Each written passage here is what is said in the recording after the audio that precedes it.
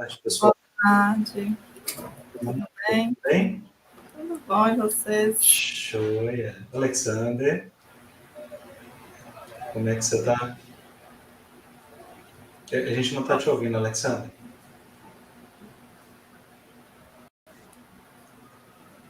Eu estou bem. Ah, perfeito. Agora sim.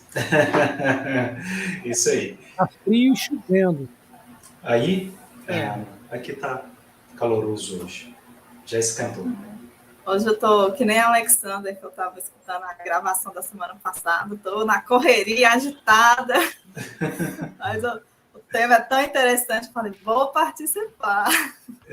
O Victor acabou de mandar mensagem para a gente, dizendo que esqueceu que tinha um casamento, não conseguiu avisar com o tempo, que hoje ele não vai poder participar, que ele assiste depois, viu? E o restante dos meninos ainda não tem notícia.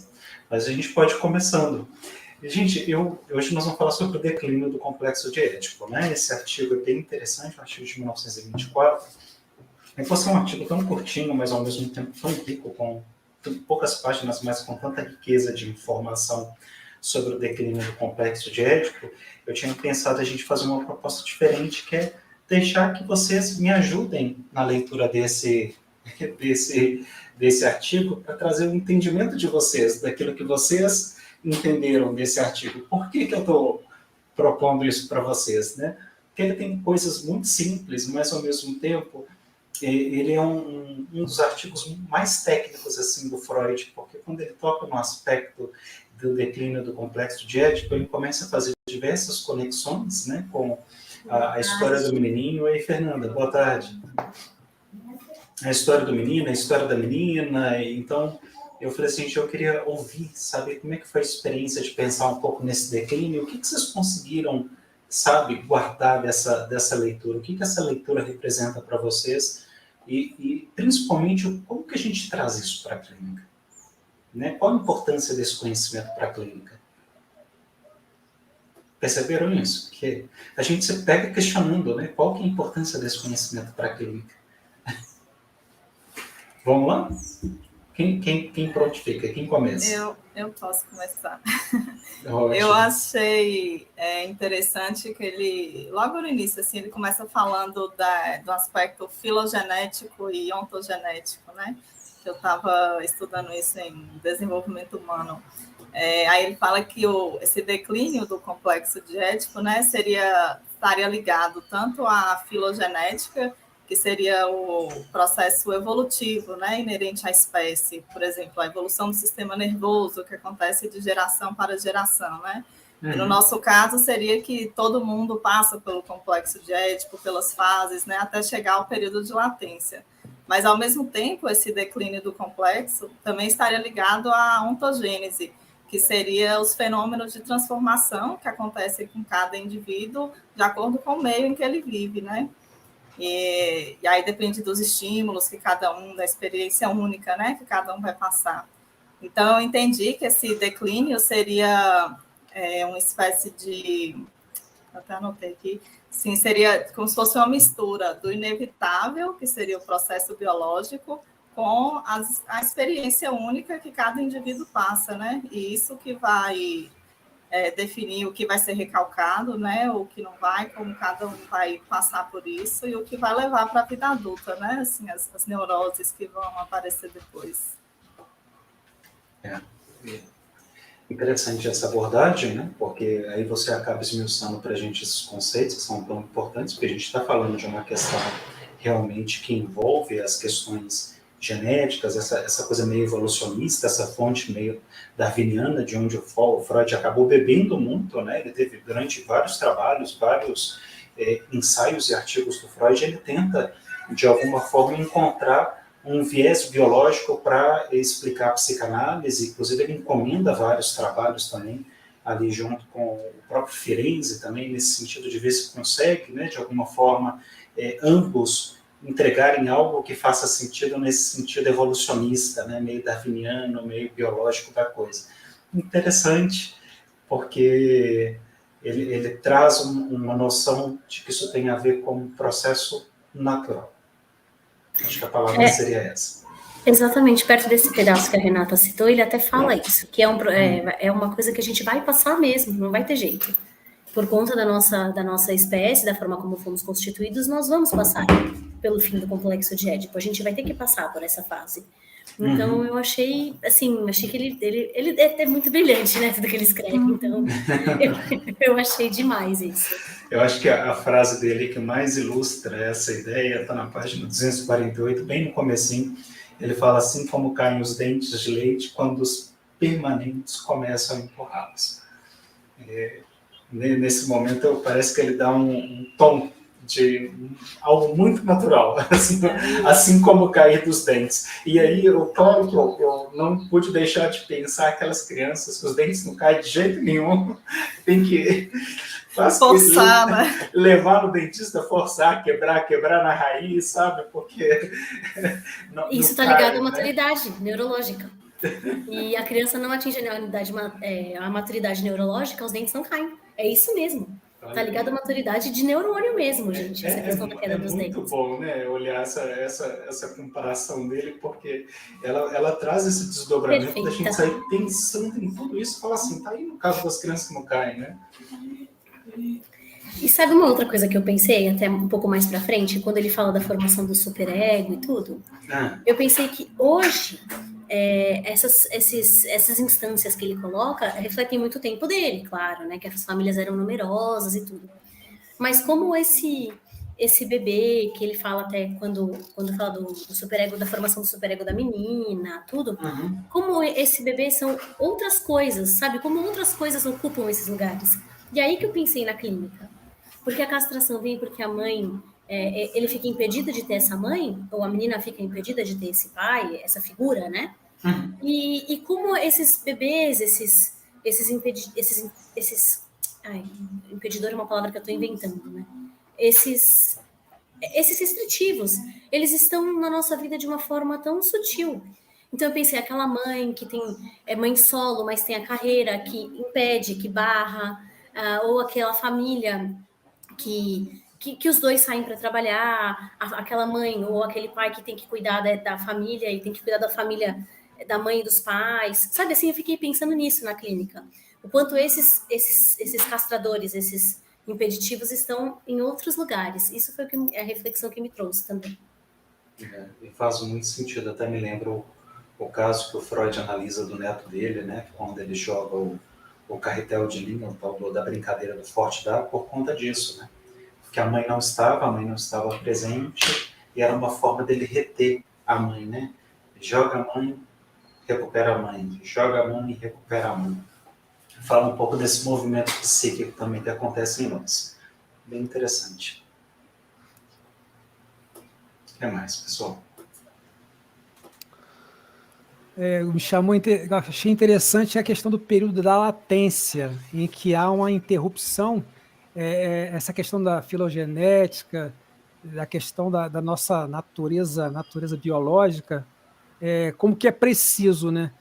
Há uma interrupção na curiosidade, nessa questão do sexo, para que a criança se sociabilize, né, a fase escolar, se sociabilize e se desenvolva a questão, os colegas, o estudo, se volta mais para o estudo, se posicionar dentro do social, porque a criança é o segundo parto, né?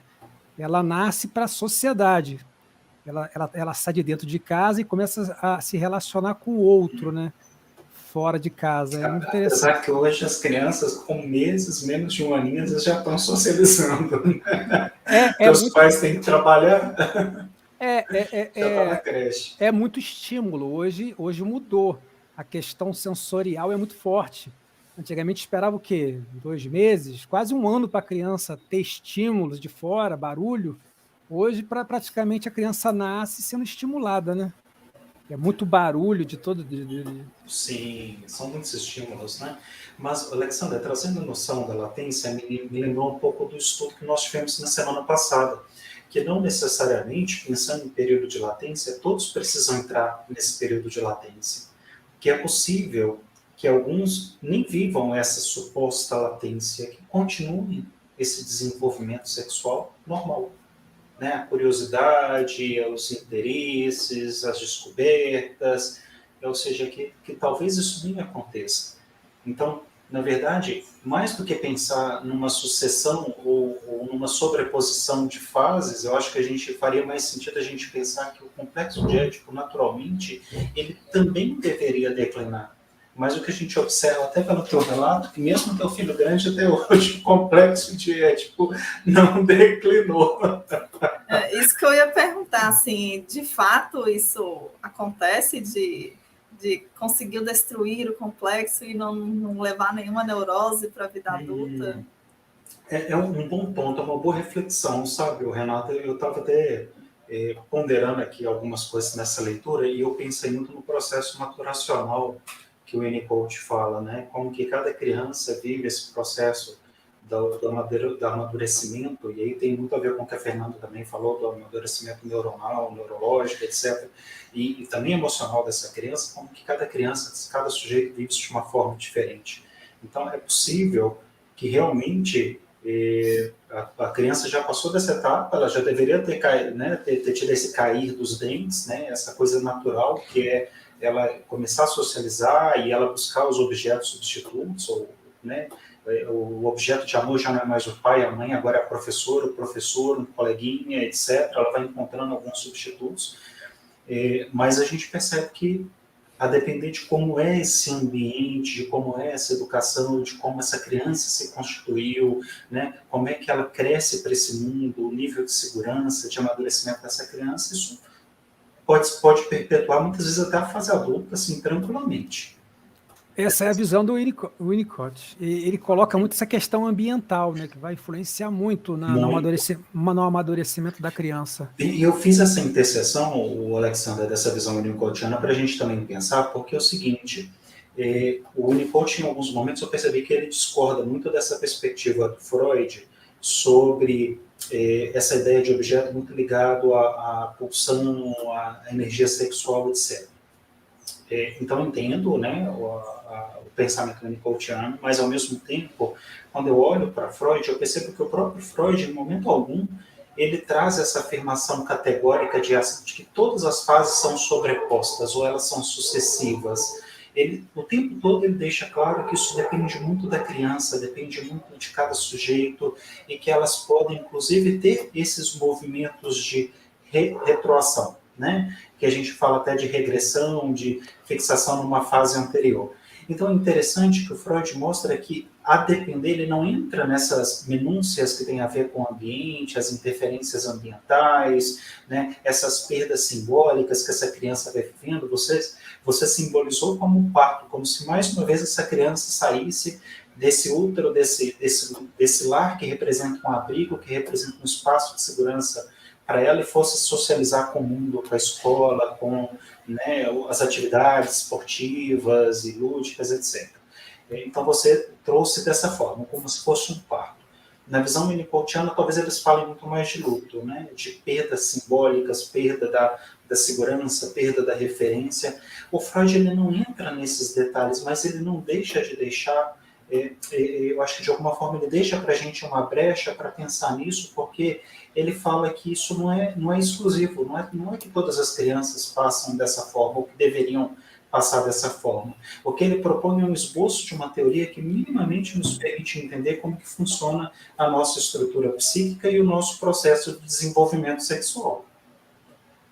Então, quando a gente começa a falar em declínio do Édipo, de alguma forma, eu percebo que falar em declínio é bem relativo, porque a gente fala de um declínio que pode ter a ver com uma dependência ou uma independência absoluta dessas figuras parentais, ou a gente pode até falar de um declínio parcial, em que essa dependência das figuras parentais continua presente na vida desse sujeito e que ele ainda traz muitos desses comportamentos para a vida adulta.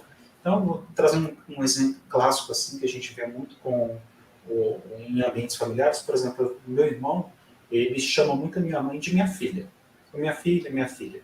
E quando ele está por perto, ele está perto ali do contexto familiar, ele parece que ele que é o marido da relação. Ele que manda, ele que dá a mão, né? Ele que controla, ele que escolhe o que ela vai pôr, etc. Então, a gente percebe que isso tem muito a ver também com o processo de cada um dos filhos, né? Ele foi uma criança muito pegada de mamãe, muito chorão, não ficava com ninguém, diferente dos outros filhos. A gente era do mundo, assim, a gente viajava com os parentes, com amigos, e esse meu irmão, ele foi criado muito assim, grudado na minha mãe. E hoje, na fase adulta, a gente ainda observa traços ou resquícios desse comportamento infantil, dessa coisa que aparecia ali nessa época, que ele ainda estava muito menininho ainda. Mas é interessante a gente pensar nisso, eu estou trazendo esse exemplo, porque é possível que esse sujeito cresça, amadureça, né, siga a sua vida, faça suas escolhas, mas que ainda tem alguns resquícios dessa relação edipiana presente ali. Não necessariamente um resquício incestuoso, né? Entendam, né? Não seria um retorno do que recalcou? Recalcou aquele desejo, aquela imagem, aquela coisa, não seria um retorno desse recalcado? Um retorno disso que Sim, a gente sempre está, esse movimento sempre está acontecendo? me lembra bastante. Agora, o retorno do recalcado fala sobre a necessidade de voltar muito sobre uma vivência anterior, né? Essa coisa que está ali, o que esse retorno representa, que tipo de ganho, que tipo de satisfação eu tenho a partir desse retorno. Talvez só em análise seria possível entender por que esse sujeito não tem certos padrões.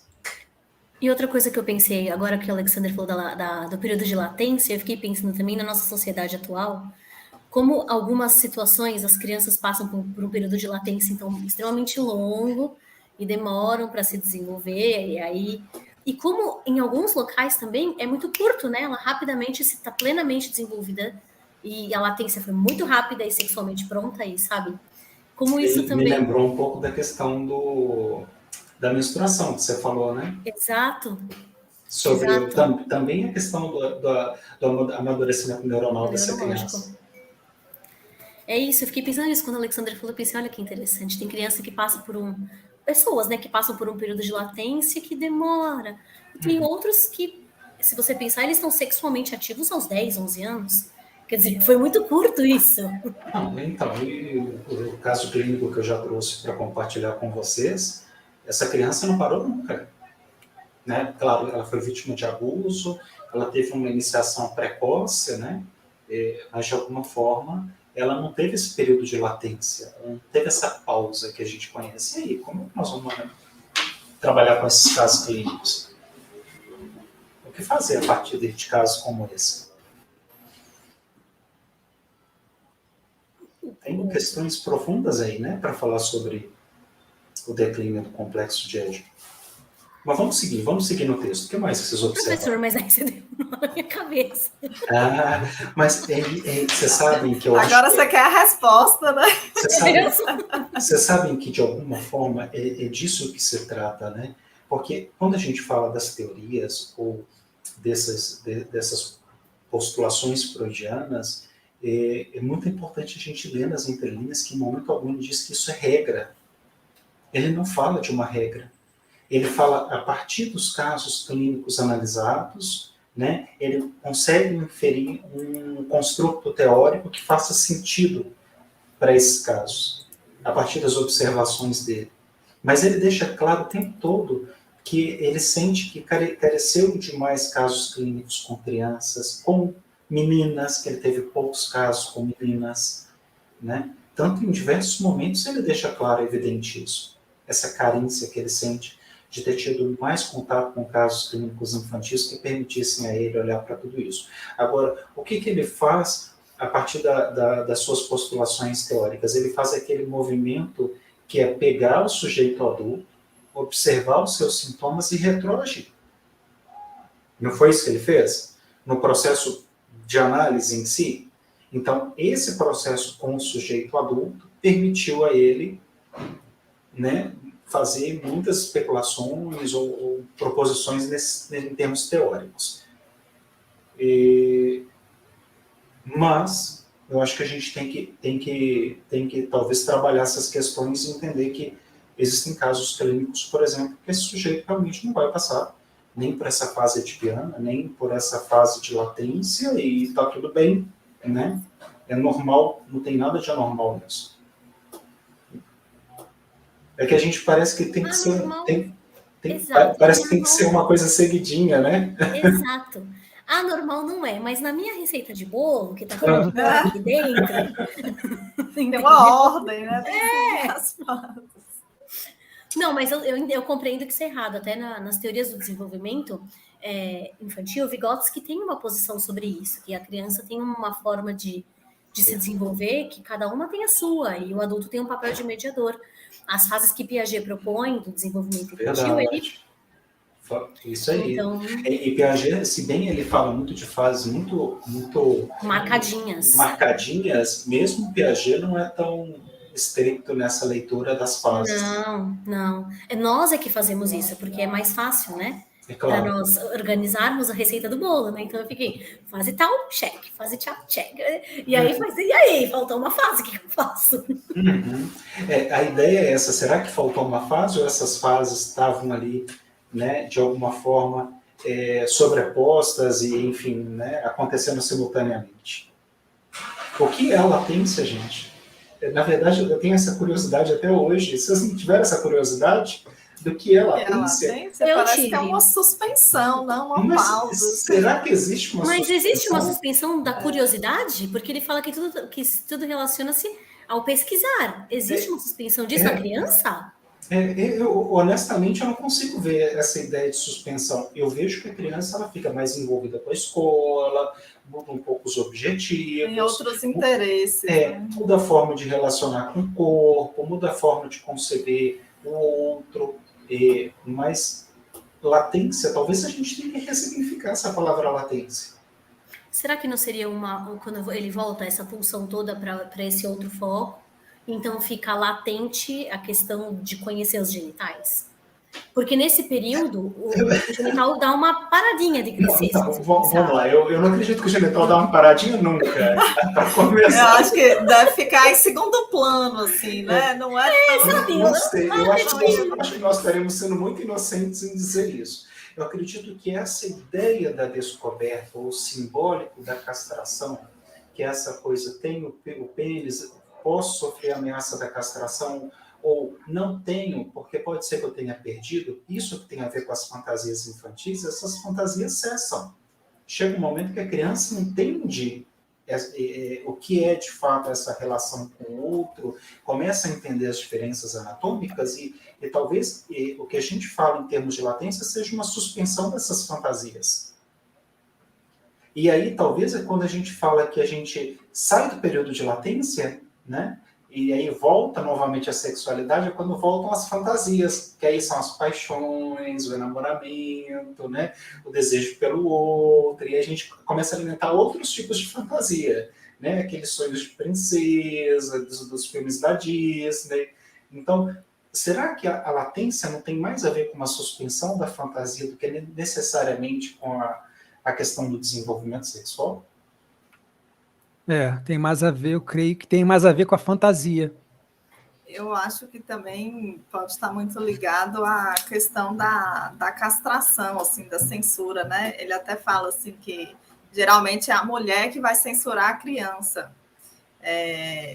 A questão, né, que se o menino toca o pênis, né, normalmente não fazem muita coisa, né? Mas se é a menina, aí já falam logo, tira a mão daí e tal. Então, assim, eu só tenho irmãs mulheres, então eu não vivi isso, não vi, mas de fato, assim, na minha casa foi minha mãe que ficava, assim, censurando a gente. Então, a sua mãe era a figura castradora. Sim. Então, quando eu li isso aqui, eu falei, faz sentido, pelo menos na minha experiência. Mas isso enquanto a gente está ali novinhos, né? A gente fala de 3, 4 anos, às vezes no máximo, né, dependendo do amadurecimento da criança, 5 anos. Porque a criança hoje, a partir de 5 anos, 6 anos, acabou, não tem discussões não. Ela tem plena consciência das diferenças anatômicas, sabe, que é menino, que é menina, né? Ela estabelece isso claramente, inclusive, ela tem uma noção que já extrapola a noção simplesmente de gênero, né? Porque ela convive num ambiente muito mais diverso, diversificado hoje em dia do que nós convivíamos na nossa época de infância, por exemplo. Então, toda vez que eu penso em latência, eu penso na suspensão das fantasias. Essa fantasia que eu alimenta acho essa coisa do sexual. É que a mente fica ocupada com outras questões, realmente, né?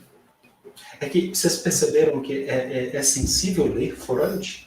Porque a gente lê latência como se de repente a pessoa ficasse adormecida, né? Assim, é mais ou menos a ideia da perversão que a gente falou, né, Fernanda? Na sessão passada. A gente constrói uma ideia de perversão, de repente você estuda perversão e você fala assim, gente, pelo amor de Deus, não tem nada a ver com aquilo que eu imaginava de perversão.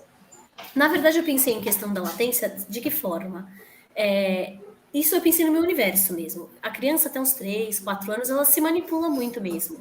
Muito mais os meninos, né? Porque eu acho que também tá mais fácil do que as meninas, que elas são muito podadas cedo.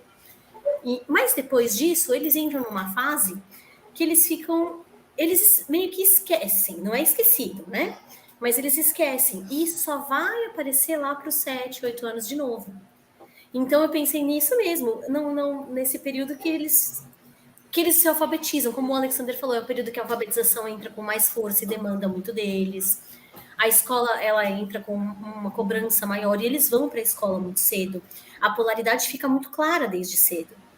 Agora a gente vai fazer as meninas, e aí as meninas, com 1 aninho, 2. Então fica muito claro as divisões para eles. Então eu pensei em latência nesse contexto. Mas fica mais claro com fantasias. Na escola, você está fazendo sofrer aqui, que eu lembro da tia auxiliadora, ela era minha musa. Eu amava a tia auxiliadora. E viajava nas aulas, assim, viajava. Um dia foram buscar a tia auxiliadora na porta da escola, eu cantei Maísa, meu mundo caiu. Sofri pra caramba. Sofri muito. Mas eu sinto que olhar para esse artigo do declínio é também falar sobre a castração. E aí eu pergunto, será que todas as crianças, né, pensando no contexto clínico, elas têm essa relação pai e mãe? Ela sempre vai ter essa figura do pai ou essa figura da mãe como essa figura castradora? Eu não tive, meu pai é ausente, não tive essa barragem, entendeu? Aquela figura do rei ali que, peraí, eu tinha o caminho livre, entendeu? Muito complicado. Não, e atualmente eles não castram de jeito nenhum as crianças. Eles não. É impressionante. Eles não há nenhuma proibição. Não há nenhuma proibição. Eu não sei como eles vão conseguir evitar incesto a longo prazo. Honestamente, falando, é claro. Tem a questão da ontogenese, da filogênese e tudo, né? Eu sei. Mas pensando nos pais de hoje em dia, eu não sei como eles vão proibir o incesto a longo prazo. De verdade. Assim, porque eles têm muita dificuldade de essa lei, né, soberana que fica sobre nós, assim, esse superego, né, que fica sobre nós, eles têm muita dificuldade de instituir isso para os filhos, de dizer, não, daqui você não vai passar. É muito desafiador fazer isso hoje em dia e os pais encontram muita dificuldade. A castração tem um caráter simbólico da proibição, né? É uma certa inibição. Será que toda criança ela convive com o não? Como é que ela internaliza esse não? Será que toda criança sofre da castração? Ou a castração também é um processo interno, da forma como a criança internaliza as relações com o outro? Deu opinião aí, ó. Se manifestou a criança aí. A professora Fernanda trouxe algo interessante para a realidade social de hoje. Essa figura do pai e da mãe estão meio ausentes, né? E como haveria essa figura aí da autoridade? A gente percebe, eu vim do Conselho Tutelar, e era inúmeros casos que é ausente essa figura, essa autoridade, entendeu? Crianças assim com... Sem nenhum senso, né, Alexander? Um ego do tamanho do Maracanã, sem nenhum freio, entendeu? Aí quando você ia conversar com o pai, dá licença, ou o pai com o braço cruzado assim, totalmente impotente, e a mãe sem fazer nada, sem saber. Parecia que eu estava conversando com 2 crianças. E realmente quem estava no controle era a criança, entendeu? É isso, essa é a coisa, Alexander. Quem fica no controle hoje é a criança. Eu fico impressionada. É uma inversão de papéis, né? Quando eu comecei eu fui membro do CMDCA, Conselho de Direito da Criança, em 2007. E daí, então, eu comecei a fazer uns trabalhos em escolas e eu sempre orientava os professores por causa dessa falta de... Eu falava para os professores, filho, anda com o estatuto na sua mochila.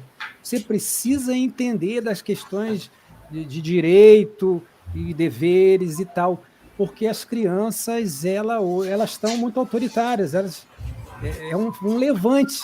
Elas se valem de uma lei que elas desconhecem e o professor que tem o conhecimento, tem a autoridade ali na sala de aula, fica refém, porque por conta da ausência desse pai, dessa mãe, dessa autoridade, entendeu?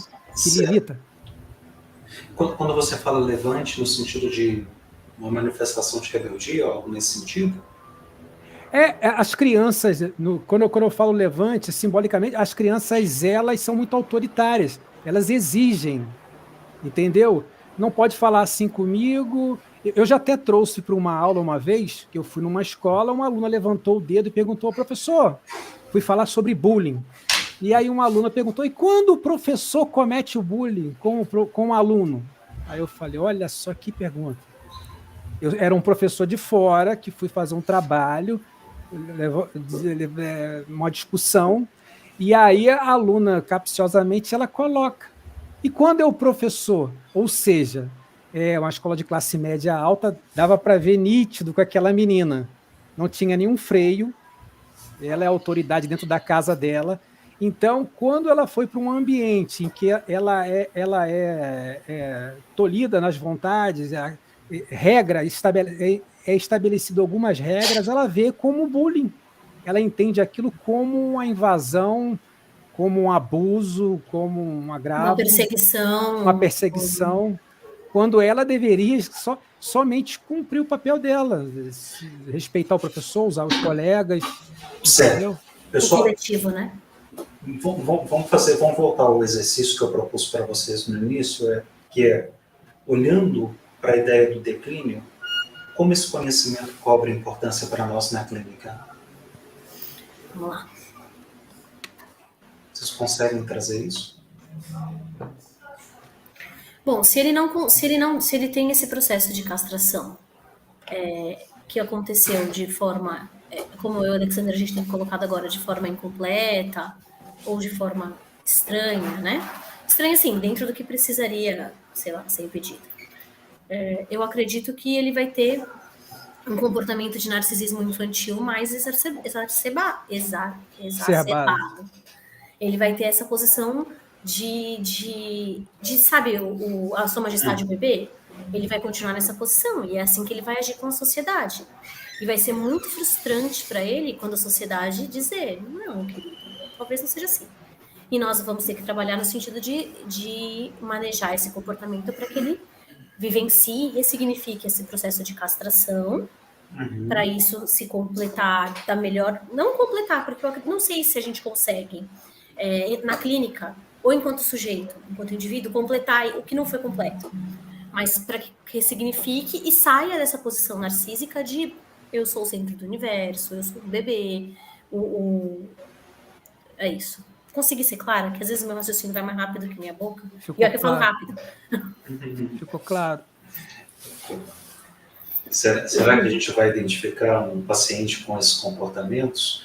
E como é que, de repente, nós podemos, de alguma forma, permitir que esse paciente se ouça nesse processo, se perceba nesse lugar de escuta também, e que faça sentido para ele? Porque, às vezes, para mim, está claro que ele tem uma relação edipiana ali mal resolvida. Na transferência, fazendo o papel da mãe ou do pai. Assumindo o papel da mãe e do pai. Então nós teríamos um papel nessa relação de transferência? Não é assim? Não sei. Não, o professor não faz isso comigo.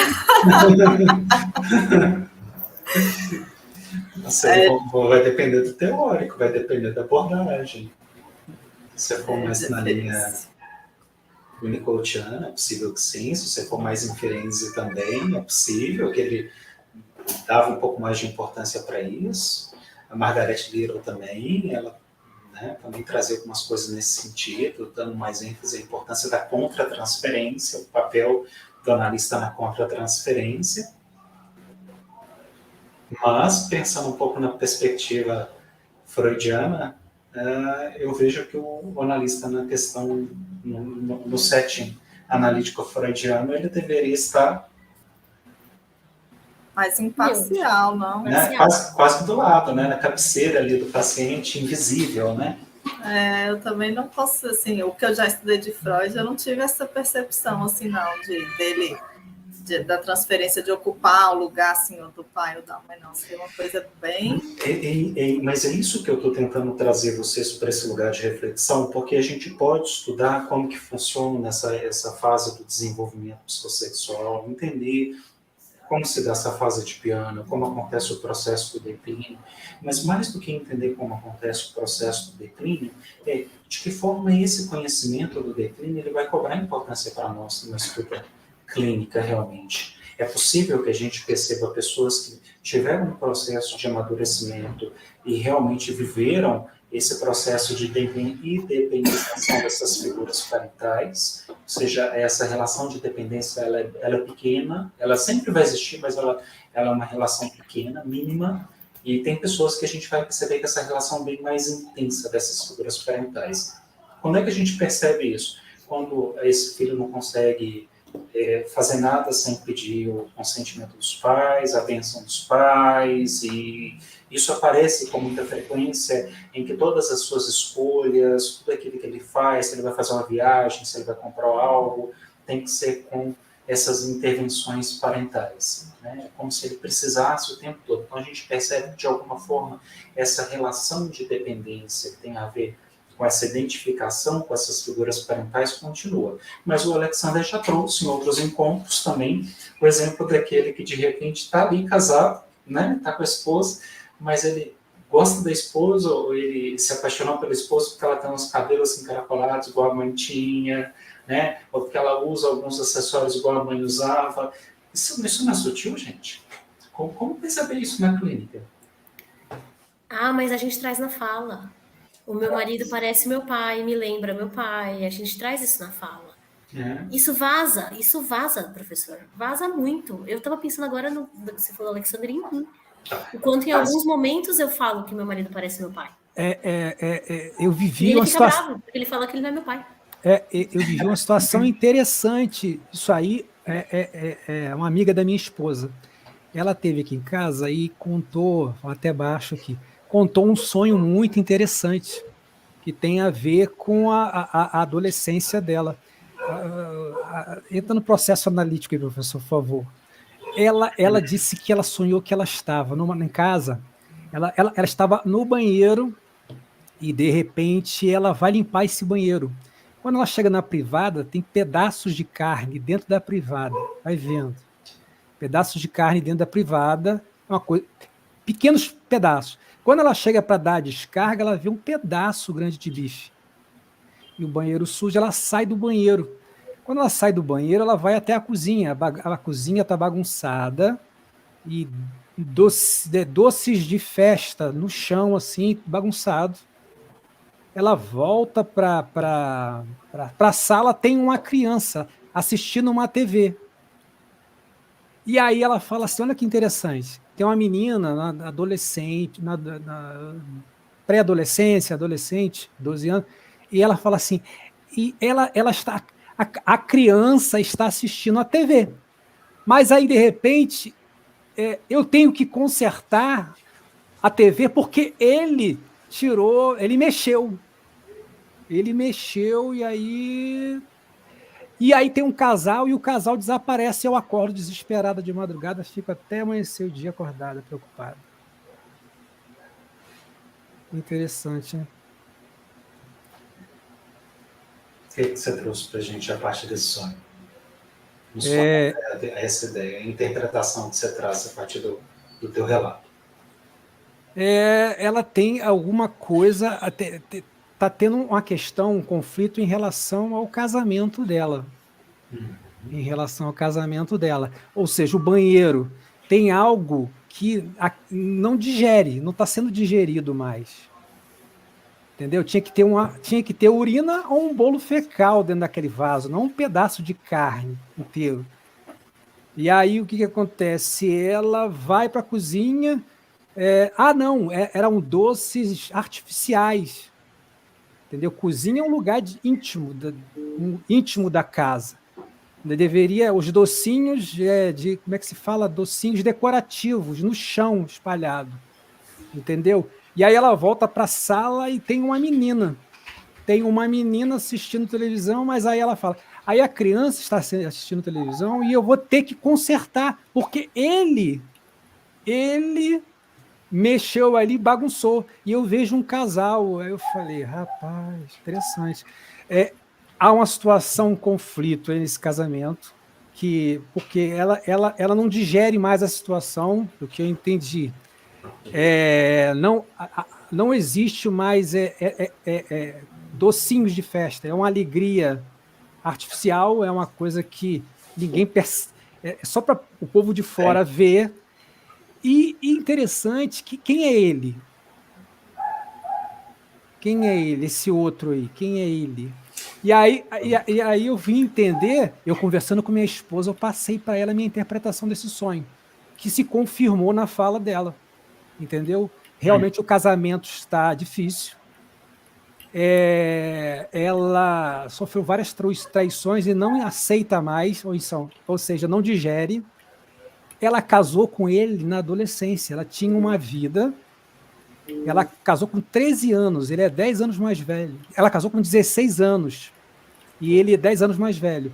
E ele realmente mexeu lá, ele controla tudo, não deixa decidir nada. Eles têm um padrão muito bom de vida, ele não deixa ela decidir nada. Nada. E aí ela fala que o casal, depois que conserta a televisão, o casal some. Ela tem pensado no divórcio como uma via de resolver essa situação, porque está insustentável. Muitas. Mas vamos tentar depois trazer um pouco essa interpretação para o contexto do Édipo, né? Esse olhar que tem a ver com essa recuperação dessa fase edipiana nos relacionamentos. Que eu acho que é isso que a gente não consegue perceber claramente em 1, 2, 3, 4 sessões com o nosso analisando. A Fernanda fala, isso vaza. É verdade, Fernanda, isso vaza, mas não vaza tão rápido assim. É possível que em algum momento eu fale, nossa, eu estou ali com o analista, eu falo, nossa, meu marido, minha esposa, me lembra muito meu pai, me lembra muito a minha mãe, nossa, como é parecido, tem coisas ali, comportamentos que parece que eu estou vivendo aquela cena primária ali, originária ali, isso me incomoda muito, não sei o quê. É possível que apareça essa fala. Mas é possível que ela nunca apareça. É possível que, talvez, depois de muitas análises, o analista comece a perceber quem é essa mãe, como ele vê a mãe, quem é a esposa, como é que ele vê a esposa. E aí começam a aparecer conexões que façam sentido para um processo interpretativo. Então, pensar nesse declínio, talvez nesse momento, o analista vá se dando conta, vai entendendo, talvez depois de muitas sessões, depois de muita análise, que naquele caso, naquele analisando em específico, existem resquícios de uma relação edipiana mal resolvida. Agora, o cuidado que nós temos que ter é eu sempre trago isso para os nossos encontros, a prática selvagem da psicanálise. Ou seja, escuto um paciente, numa primeira inferência que eu tenho, numa primeira percepção que eu tenho, eu falo, isso é complexo de Édipo. Como se eu pudesse diagnosticar aquela pessoa que ela tem um problema de uma fase de pena mal resolvida. Fora que é muito, muito complicado, porque o complexo de Édipo, se você pensar, é um pouco assustador ao ouvidos leigos, né? Então, você tem complexo de Édipo, você vai dizer, como assim? Que grosseria! Não, pois é, e outra coisa, a palavra em si, complexo, já traz uma noção cabulosa, né? Assim, então, falar que a pessoa tem um problema de complexo de Édipo também me parece uma fala muito equivocada, porque em momento algum o complexo de Édipo, pelo que nós estudamos aqui agora nesse artigo de 1924, a gente está falando do complexo de Édipo como um problema, mas nós estamos falando como uma fase natural do desenvolvimento psicossexual. Então, aquilo que é natural, aquilo que faz parte do próprio desenvolvimento, a Renata trouxe para a gente tantos aspectos, né, Renata, hereditários, filogenéticos, como ontogenéticos. Então, se isso faz parte de um processo natural, que tem a ver com as questões biológicas e também com as questões ambientais, e aí a gente também estaria falando de uma questão cultural, como é que eu posso dizer que a pessoa tem complexo de Édipo, como se eu estivesse descobrindo o diagnóstico do momento, como se eu pudesse estar diagnosticando essa pessoa? Você percebe que existe uma incoerência nessa interpretação, nessa fala, que nos colocaria num lugar quase que abusivo nessa posição como analista? Nessa relação. Ô, professor, mas pelo que eu entendi, a gente em nenhum momento tem que dizer que os pacientes têm alguma coisa, não é? A gente não deveria, mas o que a gente mais escuta são colegas dizendo, viu? Mas como assim? Nossa, aqueles bem mal preparados. Eu já tô aqui pensando, mas meu Deus, em algum momento tem que informar para a pessoa alguma coisa dessa? Ela fala assim, você é um neurótico, você tem complexo de Édipo. Tem seu problema, complexo de Édipo mal resolvido. Meu Deus. Você tem muitos recalcamentos. Pelo que eu acho entendi. Que cabe essas coisas. Não é pra gente falar esse tipo de coisa, né? Parece não fazer muito sentido, né? Eu perguntava à minha terapeuta, o que eu tenho? Me diga, por favor. Por que é difícil ser eu? O diagnóstico é muito mais fácil, né? É por isso que quando eu vejo os pacientes que tiveram algum tipo de diagnóstico de TDAH, para eles é super confortável, né? Eu tenho TDAH, né? Está resolvido, né? Agora está tudo justificado, né? Não, eu não fui diagnosticado como TDAH, mas eu fui diagnosticado com hiperatividade. Então, também está justificado, né? Então, ter um diagnóstico é confortável, gente. Eu tenho ataque de pânico. Ataque de pânico, né? Tem pânico, e aí? E a pessoa fazer, não, eu vou medicar aí, pronto. A pessoa pode até chegar com o diagnóstico, né, que ela acha que ela tem, né, ou que outro profissional deu, mas a gente, como psicanalistas, não cabe, né, dar nenhum diagnóstico.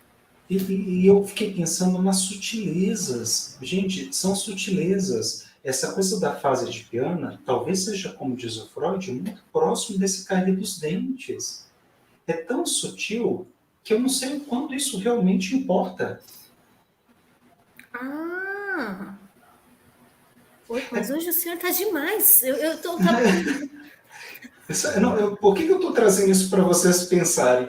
Porque é tão sutil que eu fico me perguntando assim, será que tem mais a ver com a fase edipiana ou tem a ver com essas identificações desse sujeito com esse outro, com a mãe, com o pai, né? Com as introjeções, né? Enfim, eu fiquei pensando um pouco nisso. Se não é disso que a gente estaria falando, com essa formação desse sujeito, desenvolvimento de um ego, desenvolvimento de um superego muito rígido, será que no fundo a gente não estaria falando mais dessas questões do que necessariamente de declínio do complexo de Édipo? Será que esse complexo de Édipo, entender se ele declinou ou não, faria tanto sentido? Agora, há relatos, né, Alexander, de jovens que até hoje dormem com a mãe. Com 20 anos de idade, dorme com a mãe. Né? Professor, confia em mim, a clínica vai ser disso. Daqui 10 anos é essa clínica, desses jovens que ainda dormem com a mãe. Eu tinha uma conhecida, uma prima, que ela dormiu com a mãe até os 25 anos. E um dia, eu na minha juventude, eu perguntei, eu olhei para a mãe, né, falei, como é que você transa com seu marido? Porque gente, uma criança de 15 anos, 10, que seja, já tem noção do que está acontecendo. Eu olhei para mim, como é que você transa com o seu marido? Quando eu quero, eu vou lá onde ele está e volto. Eu fiquei... Eu conheci uma de 25 que tomava mamadeira para dormir. Meu Deus. É sério. Mas a gente já está falando de uma fase edipiana, né? Assim, seria uma flaca de uma fase oral. Era isso que eu ia falar, não é o substituto do cigarro? Pode ser. Isso é uma outra questão, viu, gente? Muitos analistas têm essa tendência, quando a pessoa está com muito essa coisa objetos na boca e tudo, ficar falando, isso é uma fixação oral. Eu acho isso muito grosseiro. Mas fala com analisando? Fala para a pessoa? Não, fala com outros colegas, né? Tá.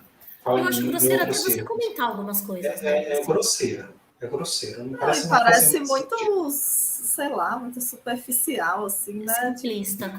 Simplista, exatamente. Quando a gente pega, por exemplo, uma pessoa com distúrbio alimentar, né, com compulsão alimentar, talvez parece que a gente, de alguma forma, está falando, sim, de uma fixação oral. Porque nessa fase que ela encontra muito prazer nessa coisa da relação com a comida, com o alimento. Mas eu vou dizer isso para um paciente que tem compulsão alimentar, obeso? Não, e é desnecessário, né? Não é esse o caminho, né? Eu acredito.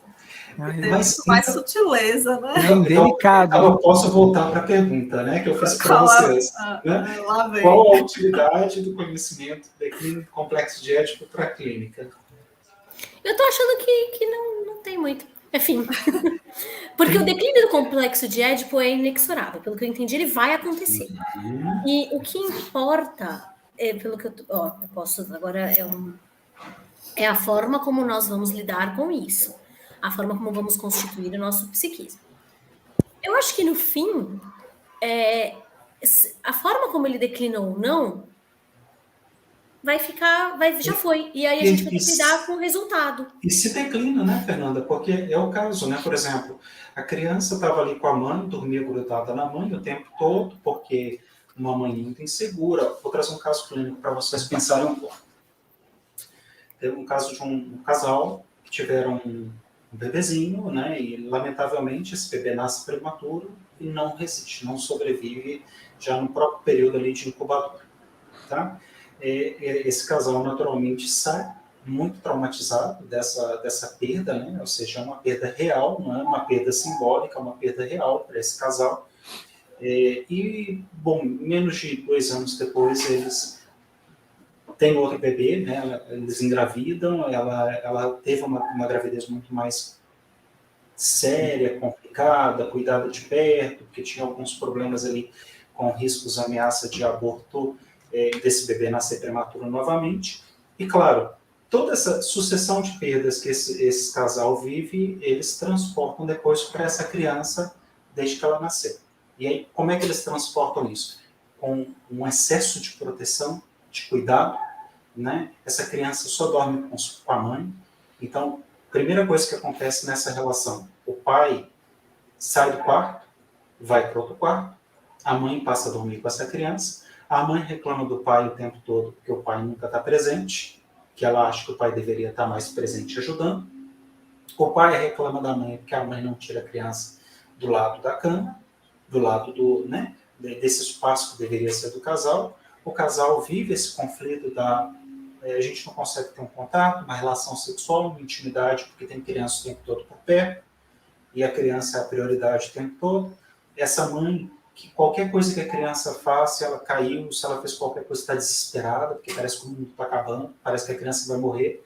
Então, esse medo de que a morte também venha para esse outro filho. Ok, a gente está olhando para essa história, a gente percebe o que está acontecendo na história desse casal e dessa criança, dessa família, e aí vai chegar um momento em que essa criança vai ser convidada a sair do espaço do casal. Vai chegar um momento em que essa criança vai ter que deixar esse quarto em que ela estava ali nesse acolhimento materno, nessa superproteção. Para algumas crianças, a depender da maturidade, é possível que sair desse espaço seja muito bom para ela. E que ela se sinta muito feliz, que ela sinta que essa transição foi ótima, que ela está feliz, que ela está livre, que isso foi encantador para ela, porque agora ela vai fazer as escolhas dela, ela vai ter o cantinho dela, ela vai ter a cama dela. Para outras crianças, é possível que quando ela saia desse lugar de superproteção, ela entenda isso como uma espécie de abandono. Ela internalize isso como: o meu pai toma meu lugar, né? Minha mãe me troca pelo meu pai. Ela pode internalizar isso a partir das fantasias infantis de diversas formas diferentes. E aí é possível que essa criança, que internalize todas essas fantasias infantis, continue, né, perpetuando muito dessas fantasias até a fase adulta, como meus pais não se importam comigo, minha mãe não se importa comigo, meu pai não importa comigo, e a gente nunca vai saber que se trata de uma fase de piano ou de um declínio da fase de piano mal sucedido. Porque, no fundo, o que ela conserva dessas fantasias infantis é que os pais não se importam com ela. Porque, em algum momento, talvez ela tenha sido convidada a ir para o seu próprio quarto. Então, eu trouxe um caso real e eu permeei ele com hipóteses para vocês pensarem. Professor, fala a verdade, você estava vendo minha casa, né? Você trouxe o caso da minha família, você estava vendo a minha casa. Eu ia falar a mesma coisa, eu falei, isso falou minha irmã mais velha. É mesmo? Meu filho. E aí, Alexandra, falei de sua casa também? Não. Aqui em casa nós tivemos o cuidado de, bem novinho, de criar o Sander com a autonomia. Ninguém tira ele do carrinho, ele vai tomar a mamadeira dele, ele tem um momento de você pega no colo, nada de... E eu lembro que quando ele começou a aprender a pular o berço, ele ia cedo, 5 horas da manhã, entrava no quarto quietinho, embaixo da minha esposa e bum, tá errado. Aí eu tirava ele, levava pro berço novamente, e aí quando eu ia, Sanderzinho, ele pum, berço. E às vezes, tadinho, ele acordava, batia na porta, mamãe, deixa eu entrar, minha esposa era firme. Hoje ele é um rapaz totalmente independente. Nós moramos num lugar grande e nós estávamos. Essa casa que eu estou agora é a casa nova. Eu lembro que a casa estava em obra, mas o quarto dele, ele pediu: não, meu quarto, pode concluir meu quarto, que eu vou morar na obra. Isso, ele estava com 20 anos, 19 anos. Fala aí, mamãe aí, ó. Ah, ele aí. O meu complexo de Édipo. Então foi interessante. Combina chamar ele de complexo. Ele não é complexo, imagina. E aí o Sander, ele pediu: conclua o meu quarto que eu vou dormir tranquilamente. 19 anos, a casa grande, escura, ele atravessava o quintal e vinha para a obra e passava a noite aqui, e hoje é totalmente independente, toma as decisões dele, faz as escolhas dele.